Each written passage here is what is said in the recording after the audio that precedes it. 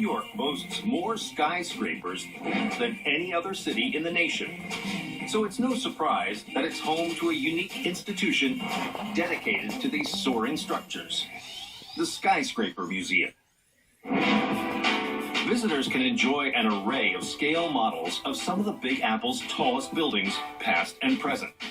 But one extraordinary exhibit salutes what is perhaps the city's most iconic architectural achievement. It's about 40 inches tall by 8 inches wide, made of plywood that's painted silver and black. It's these two tall, nearly identical looking rectangles. The Twin Towers will forever honor the men and women who lost their lives on 9/11. But there is another story that played out long before that fateful day, when these soaring monoliths were the stage for the greatest daredevil stunt of the 20th century. This is the story of a crazy man with an even crazier dream. It's 1974 in New York. 24-year-old Philippe Petit is a Parisian street performer. For years, he has wowed crowds in his native Europe with a repertoire of magic, circus tricks, and juggling. But he wants to do more than just entertain. He wants to inspire. So he's come to New York to pull off his greatest act yet. A tightrope walk between the newest addition to the Big Apple skyline, the Twin Towers of the World Trade Center.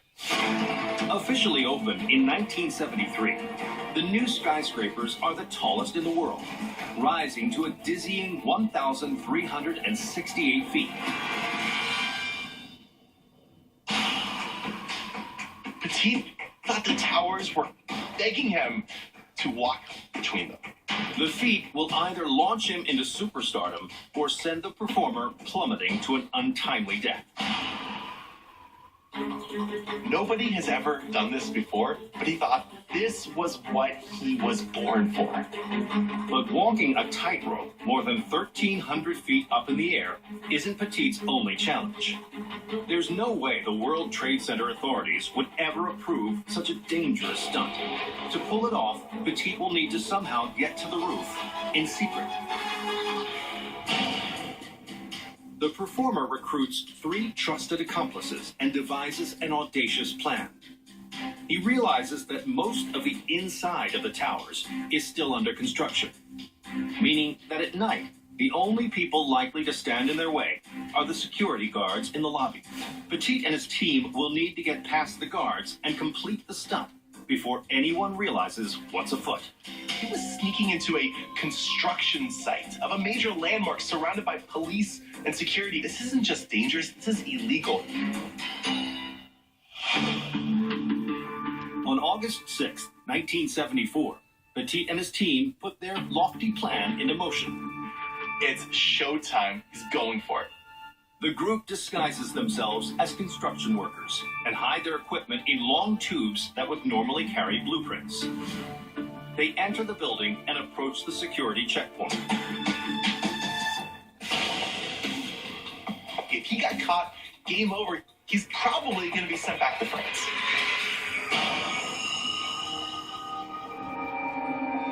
But much to his relief, Petit and his pals are allowed through.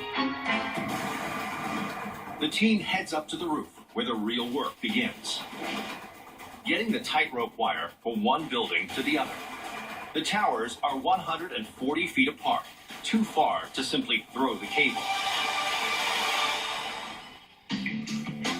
Their solution? They go old school. Using a bow and arrow, they shoot a line from the south tower to the north. Then they affix the steel wire to the line, pull it across, and tether it to the building. Before Petit can step onto the tightrope, he needs to complete a crucial test, making sure the wire is properly secured. If it's not just right, it could detach mid-walk. But just as he is about to perform the inspection, there's trouble. They hear the elevator on the roof move. Petit fears that security is on its way up to stop him. The performer knows it's now or never.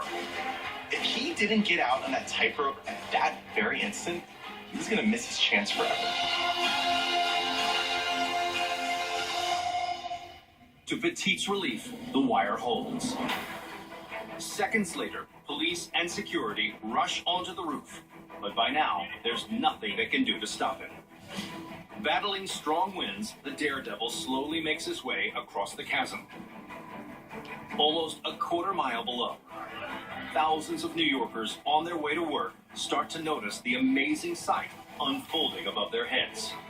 They could not believe what they were seeing. After several tense minutes, Petit approaches the South Tower. But the consummate showman isn't about to let this be the end of his act. But as he's about to get to the end, he turns around. Walking across it just once and being done with it, that was not enough. He was gonna enjoy it.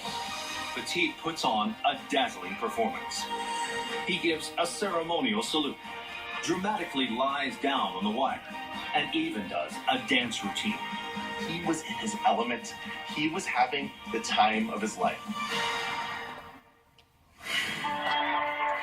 More than 1,300 feet below, the mesmerized crowd cheers at each daring move.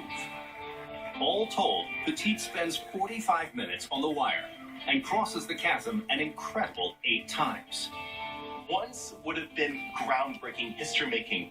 8, that's just madness. Satisfied that his goal is achieved, Petit finally steps off the wire and into the waiting arms of the police.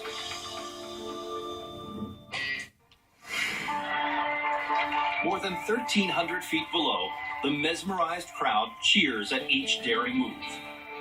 All told, Petit spends 45 minutes on the wire and crosses the chasm an incredible 8 times. Once would have been groundbreaking, history-making. 8, that's just madness. Satisfied that his goal is achieved, Petit finally steps off the wire and into the waiting arms of the police. The Daredevil is arrested for disorderly conduct and trespassing, but he receives such an outpouring of public support that officials later agree to drop all charges. The ambitious stunt catapults Petit to new levels of fame. Everybody loves this. He becomes kind of a folk hero. And today, this scale model of the Twin Towers at the Skyscraper Museum is a reminder of the most incredible street performance the world has ever seen.